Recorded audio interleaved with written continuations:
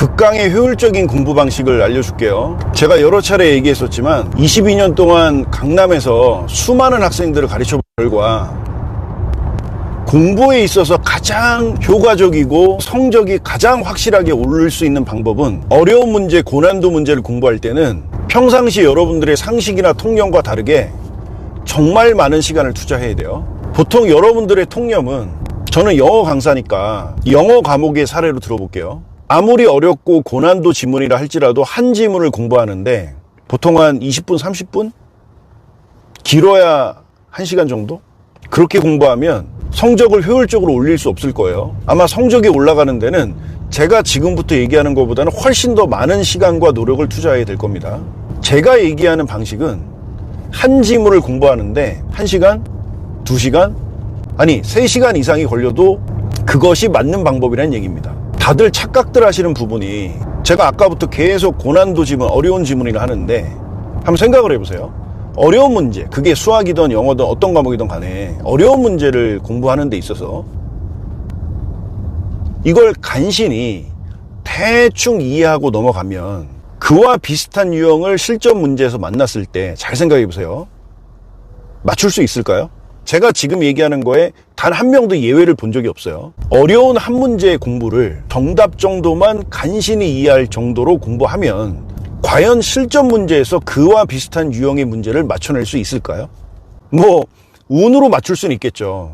근데 맞췄다면 그건 철저히 운일 뿐이고, 내가 3, 40분 공부한 덕분에 실력으로 맞춰냈어 는 말도 안 되는 얘기예요. 한 예로 공부를 이렇게 하셔야 돼요. 그 어려운 한 문제를 공부했다면 그 한 문제를 가지고 1시간, 2시간을 굉장히 깊게 완벽하게 나름대로 공부를 했는데 또 뭐가 찜찜하다, 완전히 내게 되진 않은 것 같다. 그러면 밥 먹으면서도 계속 그 문제에 대해서 생각을 해야 돼요.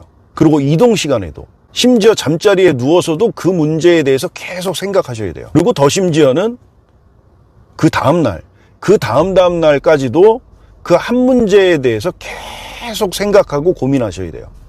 그러다 보면 어느 순간 깨달음이 올 때가 있을 겁니다. 아, 이 문제가 요구하는 바가 이거였구나. 아, 이 문제는 이렇게 풀어내는 거였구나. 이게, 한 예를 또 하나 들어볼게요. 제가 아까 20년 넘게 강의를 했다고 그랬잖아요. 근데 저는 수업 준비가 완벽히 되지 않은 상태에서 강의를 해본 적이 단 한 번도 없습니다. 제 자랑을 하는 게 아니라 끝까지 들어보세요. 그런데 그렇게 완벽히 수업 준비를 하고, 그러니까 1시간 수업을 위해서 2-3시간 수업 준비를 합니다, 보통. 그렇게 지문을 완벽히 이해하고 수업에 들어갔는데, 지금 제가 얘기하는 건 비단 저뿐만 아니라 전국의 모든 선생님, 강사분들, 뭐 1타, 스타 강사 다 마찬가지입니다. 그렇게 수업 준비를 완벽히 하고 수업에 들어갔는데, 그게 현장 강의든 인강이든, 수업하면서 새로운 깨달음이 와요. 왜냐하면 수업하면서 2번째, 3번째 그 지문을 다시 봤기 때문에 아까 처음에 볼 때와는, 처음에 수업 준비할 때와는 또 다른 깨달음이 옵니다. 그리고 그 똑같은 문제와 똑같은 지문을 다른 반에서 또 가르칠 때가 있습니다. 근데 정말 신기하게 분명히 어저께 반에서 가르쳤던 내용인데 오늘 반에서 또 가르칠 때는 또 새로운 깨달음이 와요. 아, 내가 어저께 가르쳤을 때는 이런 부분을 조금 내가 놓치고 가르쳤었구나. 아, 이거는 학생들한테, 애들한테 조금 더 강조했어야 될 부분인데, 그러면 20년 내공을 쌓은 저 같은 프로 강사조차도 그렇게 보고 또 봐도 볼 때마다 새로운 깨달음이 오고 새로운 유레카가 오고 그 문제에 대한 새로운 이해력, 새로운 분석력이 생기는데, 여러분들과 같은 학생이 그냥 3, 40분 쓱 풀어보고 한두 번 풀어보고 넘어간다? 그랬을 때 과연 실전 시험장에서 도움이 되느냐 이거죠. 다시 한번 잘 생각해 보세요. 대충 공부하고 넘어갔어요. 그게 실전 시험장에서 써먹혀질까요? 제 지금 영상을 생각하시면서 들으시라고요. 이게 필요합니다. 또 한 가지 학생들이 많은 착각을 하는 부분이, 수업을 들었다 안 들었다는 중요하지 않아요. 또 어떤 문제를 풀어봤다 안 풀어봤다는 중요하지 않습니다. 그 문제를 풀어봤으면, 그 수업을 들었다면 이게 실전 문제에 그 선생님의 가르침이 써먹혀져야 되고, 그리고 내가 공부했던 지식이 실전 문제에 적용할 수 있어야 되는 거죠. 그래야 공부한 값어치를 하는 것이고 수업을 들은 값어치를 하게 되는 것인데, 아무 도움도 되지 않는 방식, 그냥 문제 풀어보는 거예요. 그냥 수업 듣는 거예요. 이런 공부의 습관을 빨리 바꾸셔야 돼요. 그래서 하나를 공부하더라도 완벽히 내게 될 때까지, 이걸 보통 우리가 체화라고 그러죠. 체화된 공부를 하셔야 되고, 저는 아젤에서 아재식 표현을 한 가지 사용해보면, 아주 오래전에 이가탄이라는 약품 광고가 있었어요. 잇몸 치료제 광고였던 것 같은데, 제 기억에. 거기 뭐라고 그랬냐면, 씻고 뜯고 맛보고 즐기고. 들어본 적 있죠? 공부를 그렇게 하셔야 돼요. 한번 씻고 뜯고 맛보고 즐기는 경지까지 완벽히 그 문제와 그 지문의 내용이 내게 될 때까지. 자, 그 지문의 내용이 완벽히 내게 됐다는 것은 이 정도가 돼야 돼요. 본인 생각에 그 문제나 그 지문에 대한 공부가 끝났다면 책을 덮어놓고 내가 공부했던 내용에 대해서 첫 부분부터 마지막 부분까지, 독해 지문이라 하면 첫 문장부터 마지막 문장까지의 내용을 줄줄줄줄 얘기할 수 있어야 돼요. 첫 번째 문장에 이런 내용이 나왔었지, 두 번째 문장에 이런 내용이 나왔는데 그 첫 번째 문장의 내용과 두 번째 문장의 내용은 이런 연관성이 있었지, 이런 유기적인 의미가 있었지. 그래서 필자는 이 첫 번째 문장과 두 번째 문장을 통해서 이런 얘기를 하려고 했던 거였지. 그리고 그 내용은 우리가 평상시에 알고 있던 통념과 잘못된 상식과 다르게 이런 통념과 반대되는 내용이었지. 아, 그래서 정답이 이거였었지. 필자는 이 글을 통해서 우리에게 이런 깊이 있는 내용을 전달하려는 거였지. 이와 같이 완벽하게 어떤 지문을 그냥 겨우 간신히 이해 정도 하는 것이 아니라 이런 식으로 어떤 우리가 사물을 바라볼 때 그 정도 높이에서 이해하는 것이 아니라 이 정도 높이에서, 우리가 보통 숲을 조감한다라고 하잖아요. 숲을 관찰하고 조감하는 데 있어서 거기서 조자가 세조자거든요. 그래서 마치 새가 숲 전체를 높은 위치에서 바라보는 것처럼, 관찰하는 것처럼, 그 문제와 그 지문의 내용을 그와 같이 정확하게, 완벽하게, 심지어 나는 완벽히 공부를 끝내고 나서 보니까 그 지문을 쓴 글쓴이 필자의 의도를 알겠어.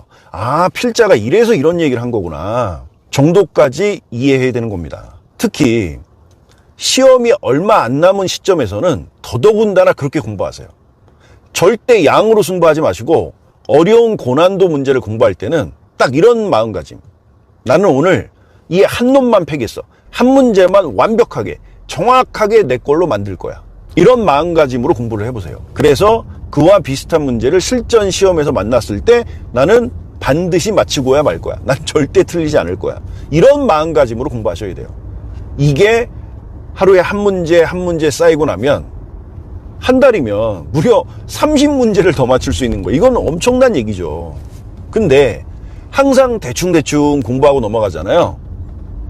그러면 30일을 공부했는데 한 문제도 건지지 못할 수도 있습니다. 그래서 빨리 공부의 습관을 바꾸시고 공부의 방식, 공부의 패턴을 완전히 바꾸셔야 돼요. 어떻게? 겨우, 간신히라는 표현을 제가 아까 계속 썼었죠. 정답을 겨우 간신히 이해 정도만 하고 넘어가는 공부 방식에서 완벽하게 그 문제를 뚫어볼 수 있는 능력까지 갖춰야 공부를 극강으로 효율적으로 하고 있다는 거에 반증입니다. 오늘 상담 실장이 어떤 학부모님한테 상담 전화를 받으셨는데 그 학부모님께서 이것저것 물어보시더래요. 그래서 뭐 무슨 요일 수업을 어떻게 하시고 쭉 설명을 하다가 마지막으로 이걸 물어보셨대요. 그럼 선생님은 수업을 어떤 방식으로 하시나요? 그래서 상담 실장이 저희 원장님은 보통 학생들이 집에서 혼자서는 해결하기 힘든 지문, 그러니까 정답지, 해석지, 해설지를 봐도 이해가 안 되는 지문의 수업을 완벽히 이해시켜서 학생들이 그와 비슷한 유형을 만났을 때 맞출 수 있게끔, 즉 한 문장 한 문장을 완전하게 이해시키도록 꼼꼼히 설명해 주는 스타일입니다. 그래서 쉬운 문제, 어려운 문제, 쉬운 문제 이렇게 어려운 문제 섞여 있으면 굉장히 진도가 빠르죠. 근데 보통 저는 쉬운 문제는 수업 안 해줘요. 쉬운 문제는 학생들 스스로도 해석지, 해설지 보고 해결이 되니까. 근데 문제는 해석지, 해설지를 보고도 해결이 안 되는 그런 고난도 문제 때문에 학원을 다니기 때문에 원장님은 보통 고난도 지문을 수업해 주는 경우에는 2-3시간 만에 한두 지문을 수업하신다. 적을 때는 한두 지문, 많을 때는 2-3지문을 수업하신다.